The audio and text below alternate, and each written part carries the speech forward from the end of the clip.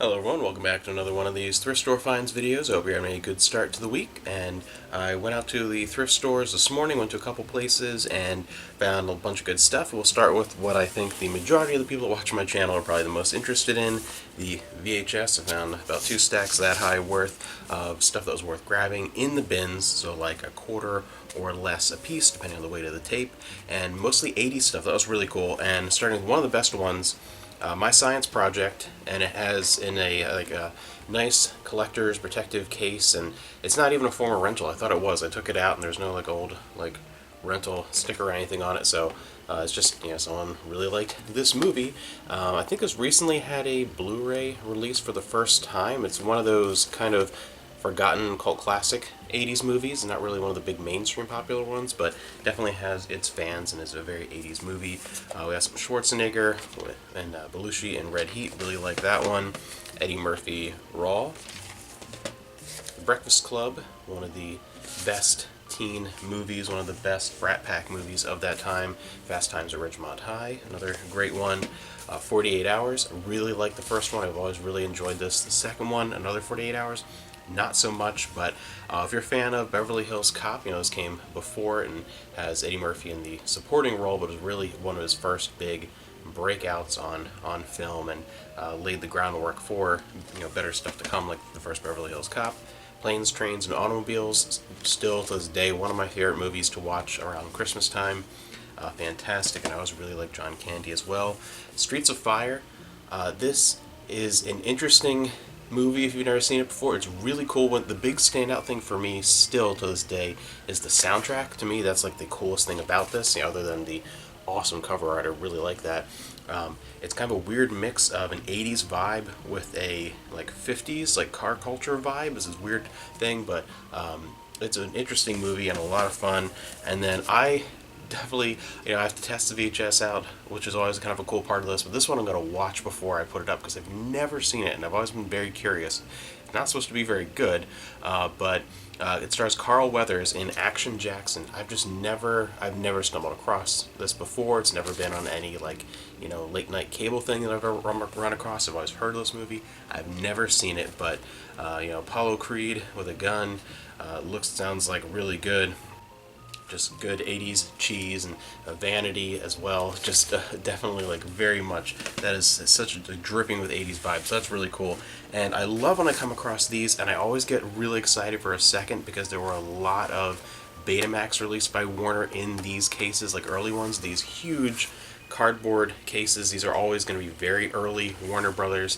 The same cases were used for Beta as these VHS ones, so I always get really excited. But a movie that I've never heard of, but it's Sidney Poitier and Bill Cosby. So two, the one amazing classic actor has been in a lot of famous movies, and then Bill Cosby, especially at the time, would have been near the top of his game as far as his comedy.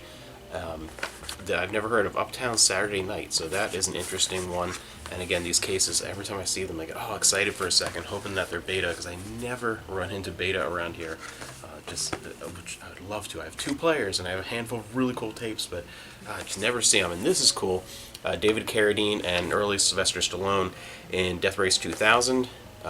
Definitely of its time and an interesting movie. I've never enjoyed anything. There's a remake, and I think there are some other terrible sequels to it. I just remember random stuff related to Death Race 2000 over the years, but nothing really was quite the same as this. Very, very cool to see the vintage cover and everything, and that's just really nice. And it's nice when these are intact. There's a little bit of damage to them, but I mean, they're so flimsy. They're basically they're more flimsy even than a lot of the regular cardboard cases, or even the white clamshells. Those tend to discolor and chip off at the edges, but these just, every time I see them, they're crushed. So these are in pretty good shape, especially for being in the bargain bins. I want to test those tapes out. It's really cool. And then I still found a few more other stuff, not quite as cool as that, but the Bellflower Bunnies, found a couple volumes of those. Actually, it's volume 1 and 2, so that was worth grabbing. It was just one of them, I wouldn't have bothered, but if I can grab the 2 of them, and it's 20-25 cents a piece, and that's worth the time. The Legend of Black Thunder Mountain, The Little Mermaid, Ariel's Undersea Adventures. I actually just within the past couple of months sold this exact same tape, so it's good to just find it, put it, take its place. And then I should know what this is, but I don't know. I have no idea, but I feel like this is something that I should know, but I don't recognize it at all. But Whimsy's House, It's Magic Time includes 2 episodes. I don't know this show at all. The tape is from '99, so it's got to be like early to mid '90s. I was thinking like the actual show. But I don't recognize it at all. If you recognize it, let me know. It's interesting. I've never, but yeah, it's something I should have seen before, I think, just from the look of it, but don't recognize it. So that's always interesting to pick up. And then something that was not something that I ever watched, but these do well if you get them cheap. The Big Comfy Couch. That was worth grabbing. That's it for the VHS. 1 DVD find, that's it. Futurama Volume 4. This is the season that has Jurassic Park. That's the Jurassic Bark. That's the one thing that I really remember from this season, because that is heart-wrenching. It really is just that is, the writing in that, it's incredible. It's something it's definitely a little different from a lot of Futurama as far as tone, and it really, still to this day, I remember that episode very vividly, and I don't think I've seen it since it originally aired. So I just, looking at the back of the episode list, and it's like, oh, I remember that. And then a whole bunch of books, and I'll get these guys out of the way because they're taking up a lot of room. Found, and they're in really good condition, and they're a little bit older. Not vintage, but at least not super current. This giant Yoshi and Mario, and the one thing that's nice about plush, I don't really get a whole lot of them, but when I do, if I get them by weight, they weigh nothing, which is really, really nice. These guys are a little bit bigger, but also they squish down pretty nicely, so they don't take up quite as much room as they would seem in shipping, and you don't really need that much padding, just protect from moisture, really. So these are always kind of cool to find when it's something interesting. But this Mario and Yoshi, that was worth grabbing, because I think by weight they were less than $2 a piece, because again, they don't really weigh that much, so that was cool, and they're huge. A lot bigger than what I'm used to finding as far as plush. A whole bunch of books, some comics, and let me grab these 2 vintage board games out of the way. And this one is, they're both either close to complete or 100% complete. I couldn't quite sit and in the bargain room count every piece, but they look like they're really close, and I counted what I could. But this is from the 70s. We have Numberland, counting game. And this is a little more interesting. We have from the Peanuts, Lucy's Tea Party game.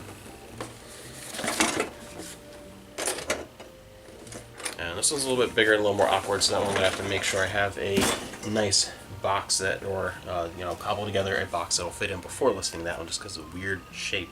But this is at least just good old standard, will fit in one of those priority board game size mailers, so that was good. And then a whole bunch of books, and this one toy set. Again, this is one of those just by weight. I can't remember the name. It's The Lion King, but it's the kids' TV show. I remember my little cousin watching it. I forget what the heck it's called. It's like Pride Rock or something. I don't remember. But it's with the younger generation. But I recognized it, and it's a nice little collection of toys, and they're good shape, so that's an easy pre-Christmas listing, something to get like a little kid. And then on the book front, found some pretty decent fantasy stuff. And it was actually, one thing was a little frustrating, as I'm hoping they get moved next week. But first, I have a nice stack of fantasy novels and some good Dahl, Kate Elliott, paperback and hardcover. And there was a bunch then in the main room of older, 80s, 90s Dahl fantasy books, but they were all $3 or $4 a piece. And there was nothing that would have been for us. So that distinction, if it's for us, that's cool, that's worth it. If it's for the store, that's too much. But I'm hoping they sit around and end up in the bargain bin, because then they're 25 cents. And it does happen very frequently where things will sit for a long time because the prices are way up in that store, and then they end up next door. It happens a lot. I'm hoping that does happen. But then I also found a few older sci-fi and fantasy books, some of the old vintage Dahl, those yellow spine. Those are always really, really cool, and they always have nice artwork. I really like that era of art for those. Just really cool artwork on all of them. It's a fun age of stories. These are the kind of things that end up being more like ebooks now if it's newer stuff, and they don't tend to be around as much as sort of the last gasp of like Pulp Fiction type shorter fantasy and sci-fi books. And then this comic book series, I grabbed the whole thing for $2 in a bag and ripped it open. It's 1 through 9, and then an additional like unrelated volume, but it's all from the same series, this Bone. And these aren't, this is a Scholastic series, and we've seen them before. They're full color comics, and they're not really worth a lot individually, but for just a couple of bucks, like getting this huge stack, that was an easy decision, a great grab for those. And an Orson Scott card, Red Prophet hardcover, some more vintage science fiction fantasy is always a good thing. Heinlein. And this is interesting. The Buffy Chronicles, the unofficial companion to Buffy the Vampire Slayer. I was actually out at a store with Amanda maybe a week or two ago, and saw this exact same book, but it was like $6 or $7, and I picked it up for 25 cents in the bargain room. So wait around and you shall find. And the last book, actually the last thing for today, I just really like this cover, and it has a lot of good pictures, color pictures, some black and white, lots of good information, but it is Zombie Movies, The Ultimate Guide. So that's really cool if you're into a lot of zombie movies. It looks like there's everything, some mainstream like 80s stuff, some of the really popular Italian ones, and some really good, anything from like the old black and white like White Zombie up to some more 70s and 80s, and I think up to even like early 2000s. A lot of the more niche stuff, some like drive-in type things, or like rental only, zombie movies. So if someone who's really into that, I know there are a lot of really hardcore fans of that particular genre of horror. So that was definitely a cool grab as well. I like finding books on movies and film, even if it's not something I'm particularly interested in. It's just kind of cool to see and thumb through a little bit before even listing it. So I have a whole lot to go through. Been having a good week so far. Dig into all of this, and Xenoblade is coming next week. We have like a week and a half basically until Xenoblade Chronicles 3 comes out, so I'm trying to get a lot of this organized and pared down, because that's going to like take over everything. I think I don't know how much YouTube I'll even be doing for a little while, because my life is pretty much going to be Xenoblade and work. Like those will be the two things I'm doing for a month at least. That'll be it. We'll see what goes on here. So you might not see me for a little bit. I'll probably talk about it. You'll see me doing an unboxing or something, and then see you later, because it's going to be crazy. I think it's going to be incredible. It's looking amazing. Everything that we're seeing, it looks like a big step in the right direction for the franchise. And just a little like side note thing, something like that's kind of interesting and unique. Amanda and I started playing with some of her friends and people from work and things like that, Dungeons and Dragons campaign, which it's going to be an interesting experience because she's never played before. I think I've played once in the past 15 years. It was something that was like very big part of my childhood, but I haven't played in a very long time. So it's kind of like a weird experience, and things have changed very much over the years. So even some of the stuff I remember doesn't quite compute with some of the new systems and things. So it's a weird experience, but it's interesting, a lot of fun. It's just something new that we've been doing, and I haven't spoken about it. I just wanted to put up on here because I know a lot of people that are going to sit and actually watch the entirety of my videos. We like a lot of the same things and probably interact on Twitter, and that I've been loving the Orville, the new season that has come out, and I haven't really spoken about it in videos. I don't think maybe at all even, but it's brilliant. If you have not checked it out, watch it. I mean, the Orville in general is really, really good, but it's been amazing to see the progression, and it's slowly but surely kind of becoming what it really wanted to be. Like seeing it really come into its full. And this season it's my favorite season of a science fiction series in well over a decade.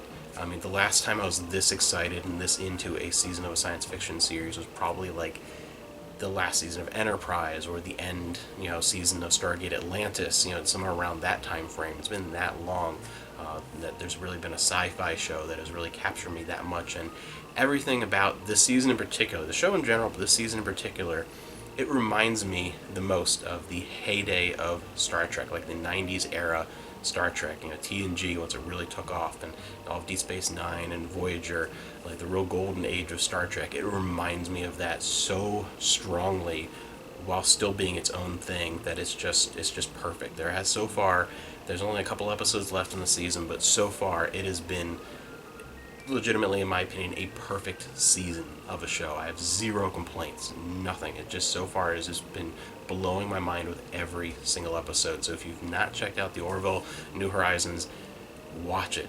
Get on board. And if you've never watched it before, the first two seasons really aren't that long, and they're really enjoyable anyway. And so it's just go on Hulu or whatever, or buy the DVDs of the first two seasons and check it out, because yeah, it's amazing.